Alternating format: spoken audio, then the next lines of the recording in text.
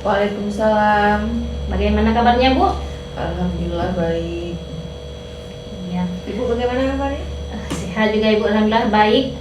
Baik Ibu, sebelum Ibu melakukan coaching dengan Ibu Eli sebagai coach, maka kita mulai dulu pra observasi ya, Ibu ya. Baik, di sini saya akan mendiskusikan rubrik penilaian, yaitu pada coaching di mana coach akan coach saya amati dan akan saya nilai sesuai dengan rubrik penilaian apakah sudah sesuai dengan alur kita ya Bu ya. Kemudian bagaimana Ibu memberikan pertanyaan yang berbobot kepada coach dan bagaimana coach menanggapi dan merespon pertanyaan dari Ibu sebagai coach. Kemudian dan harus sesuai dengan prinsip dari coaching Ibu ya, yaitu kemitraan, proses kreatif dan juga memaksimalkan potensi. Kemudian pertanyaan pertama yang saya tanyakan kepada Ibu Desti yaitu kompetensi apa yang akan Ibu kembangkan pada coaching kali ini, Bu? Kompetensi yang akan saya kembangkan pada coaching kali ini, yang pertama saya ingin menjadi pendengar yang aktif. Kemudian dari pendengar yang aktif ini saya akan menyampaikan atau menanyakan pertanyaan-pertanyaan yang berbobot. Itu. Ya. Nah, untuk pertanyaan kedua, Ibu, kompetensi mana yang ingin Ibu kembangkan secara spesifik yang ingin diobservasi? Ya, itu tadi Bu. Jadi saya ingin menjadi pendengar yang aktif. Kemudian dan saya akan menanyakan pertanyaan-pertanyaan yang berbobot sehingga bisa memancing dari si coach ini untuk mengambil solusi dari permasalahan yang dia hadapi. Baik. Nah, untuk pertanyaan terakhir ya Bu Desti ya, indikator yang mana yang Ibu inginkan dalam coaching kali ini? Ya, indikator yang ingin saya ambil adalah bagaimana si coach ini dapat mengambil solusi dari permasalahan yang dihadapi ini.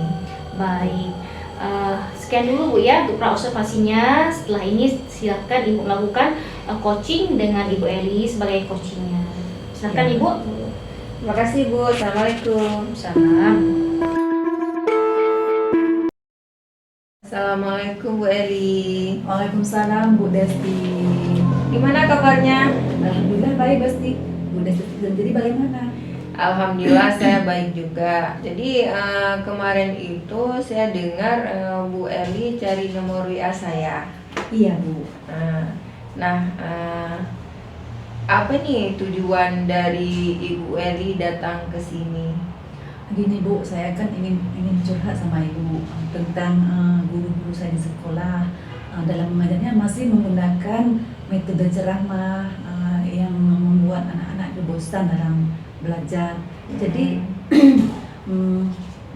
padahal kita mengetahui bersama bahwa sekarang ini untuk metode dan model pembelajaran itu banyak ya, dengan menggunakan IT misalnya kan. Jadi dengan menggunakan IT kan anak-anak bisa termotivasi untuk belajar. Nah, tapi guru saya masih malas menggunakan metode terbaru, misalnya menggunakan IT. Ini terkait rekan-rekan guru saya di sekolah. Dari tahun ke tahun saya lihat tidak ada perkembangan guru-guru saya dalam mengajar, menyampaikan materi di kelas. Mereka masih saja menggunakan metode ceramah dalam mengajar. Padahal kita mengetahui bersama bahwa zaman sekarang perkembangan teknologi sangatlah pesat. Perkembangan metode mengajar pun juga semakin banyak. Tapi cara mengajar guru-guru di sekolah saya itu tidak terjadi perubahan. Masih menggunakan metode konvensional saja. Sehingga pembelajaran di kelas kurang bervariatif. Jadi permasalahan yang dialami oleh Ibu Eli itu masih banyak guru-guru di sekolah Ibu Eli yang metode mengajarnya masih konvensional. Nah, dari perbincangan kita nih di hari ini, kira-kira apa yang tujuan dari Ibu Eli ataupun harapan dari Ibu Eli dari hasil perbincangan kita hari ini? Ya, saya berharap dari percakapan ini saya mendapatkan solusi dari permasalahan saya. Ceritakan tadi yaitu ada perubahan di sekolah, khususnya dalam cara mengajar guru di dalam kelas agar lebih bervariatif. Oh iya ya tuh bagus sekali ya. Jadi Ibu berharap ada perubahan gitu ya di sekolah Ibu. Jadi kira-kira nih perubahan apa yang ingin Ibu Eli lihat di sekolah Ibu itu? Iya Bu, saya ingin melihat perubahan cara penyampaian materi oleh guru-guru saya di sekolah dan metode-metode model pembelajarannya lebih bervariatif dan menggunakan aktivitas belajar yang berseragam, yang beragam seperti belajar berkelompok, bermain peran atau hanya sekedar menampilkan slide presentasi sederhana saja. Dan saya rasa itu sudah lebih baik daripada hanya menggunakan metode ceramah saja, Bu. Oke, baik Bu Eli. Berarti menurut Ibu Eli ini perubahan yang ideal itu adalah guru yang mulai menggunakan metode atau media mengajar yang menarik ya. Jadi dari level 1 sampai 10. Jadi di posisi di sekolah Ibu itu di level berapa kira-kira nih? Kalau menurut saya lihat sih, kalau posisi di sekolah saya ini masih berada di level 6, Bu. Oh, jadi di sekolah Ibu Eli itu masih berada di level 6 ya. Baik, berarti kira-kira nih di level berapa keadaan bisa Ibu Eli tingkatkan agar ada perubahan ke depannya? Kalau saya sih Bu, yang ingin saya tingkatkan dari level 6 sampai ke level 8 Bu ya. Karena untuk level 9 atau 10 itu menurut saya itu sulit sedikit ya. Iya. Kalau memang ke level lebih tinggi, saya rasa cukup sulit mengingat sekolah saya banyak guru yang sudah senior. Jadi mungkin dari level 6 cuma ke level 8 saja. Ya, berarti cuma naik 2 level ya. Iya. Iya, baik. Jadi untuk menciptakan perubahan cara mengajar guru di sekolah Ibu tadi, kira-kira usaha apa nih yang akan Ibu Eli lakukan? Sebenarnya sih saya juga masih memikirkan apa yang akan saya lakukan. Mungkin semacam kegiatan mentoring ya, atau seperti pendampingan individu antara saya dengan rekan sejawat saya secara bergantian, seperti itu. Ya, jadi jadi Ibu akan melakukan kegiatan mentoring dan pendampingan individu nih ya. Nah, kira-kira selain kegiatan mentoring dan pendampingan individu nih, apa yang lain yang bisa strategi lain apa yang bisa Ibu Eli terapkan di sekolah Ibu? Mungkin ya kalau bukan dengan mentoring atau pendampingan individu, saya akan mencoba berkonsultasi dengan kepala sekolah untuk membuat semacam pelatihan atau workshop mini sekolah untuk meningkatkan kompetensi guru dalam mengajar. Iya. Jadi selain dari mentoring dan pendampingan individu itu, Ibu akan membuat seperti workshop ya. Jadi menurut Ibu nih, apa yang strategi apa ataupun langkah apa yang akan Ibu laksanakan yang membuat Ibu nyaman?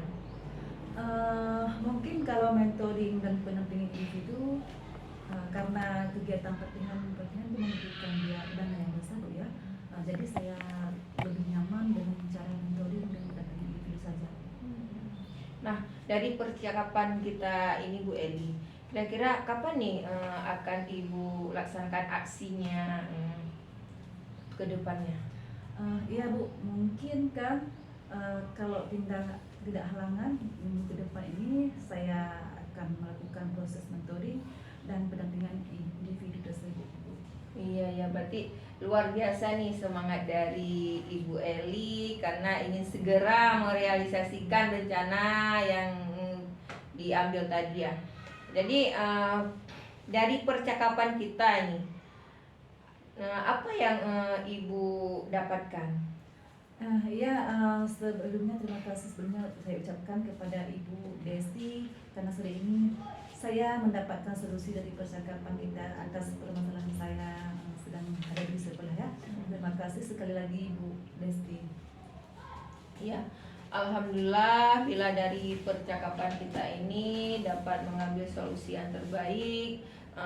Semoga untuk kedepannya akan terlaksana lebih baik lagi dan ada perubahan untuk sekolahnya Ibu Eli Fitri. Baik Bu. Iya. Berarti sekian dulu perbincangan kita kali ini dan saya berharap kita bisa berbincang-bincang lagi untuk kedepannya. Jadi saya akhiri, wabillahi taufiq wal hidayah. Assalamualaikum warahmatullahi wabarakatuh. Waalaikumsalam warahmatullahi wabarakatuh. Nah. Assalamualaikum Bu Desti. Waalaikumsalam. Gimana perasaan Ibu Desti setelah melakukan coaching? Perasaan saya setelah melakukan coaching, saya merasa senang dan bahagia. Gitu. Ya, alhamdulillah. Nah, sebelumnya Ibu Desti setelah melakukan coaching ya Bu ya. Nah, sekarang kita akan melakukan percakapan pasca observasi nih Bu Desti. Sebelum penutupan nih Bu ya, saya akan menanyakan beberapa pertanyaan mengenai observasi saya tadi, yaitu yang pertama, apa saja yang sudah Ibu lakukan pada saat coaching terkait indikator dan juga ketercapaian yang Ibu inginkan? Jadi di tahapan coaching tadi saya sudah menerapkan alur tirta, di mana saya membicarakan tujuan dari pembicaraan bersama coaching, kemudian saya melakukan identifikasi masalah, kemudian juga merencanakan rencana aksi, kemudian ada juga tanggung jawab. Terus saya juga ada menanyakan pertanyaan-pertanyaan yang berbobot, sehingga dari situ, dari percakapan kami ini bisa menarik sebuah kesimpulan atau solusi yang akan diselesaikan dari permasalahan si coach ini. Baik, memang saya sebagai observer tadi sudah mengamati jalannya coaching antara Ibu sebagai coach dengan Ibu Eli sebagai coach Ibu ya. Di sini sudah tampak jelas Ibu melakukan prosesnya itu sudah sesuai dengan alur kita, sehingga di sini si coachnya bisa menemukan solusi dari permasalahannya yang dilakukan pada saat coaching. Nah, baik, pertanyaan terakhir di sini Bu ya. Sebelum kita tutup kegiatan pasca observasi kita, yaitu kompetensi apa lagi yang Ibu ingin kembangkan berdasarkan hasil coaching yang telah Ibu lakukan bersama coach yaitu Ibu Eli. Jadi kompetensi yang saya ingin tingkatkan lagi itu dengan alur tirta, karena memang saya gimana caranya harus tersusun lebih rapi lagi Bu. Gitu yang mau saya tingkatkan. Lebih baik lagi ke depan seperti itu Bu ya. Iya. Semoga ke depan Ibu Desti bisa lebih lagi mendalami itu alur tirta, kemudian bisa menerapkannya juga untuk proses coaching lebih baik lagi. Amin. Terima kasih Bu Desti. Demikian hasil observasi kali ini, semoga bermanfaat bagi saya dan juga bagi kita semua. Saya akhiri ya Bu ya. Assalamualaikum Bu Desti. Waalaikumsalam warahmatullahi wabarakatuh.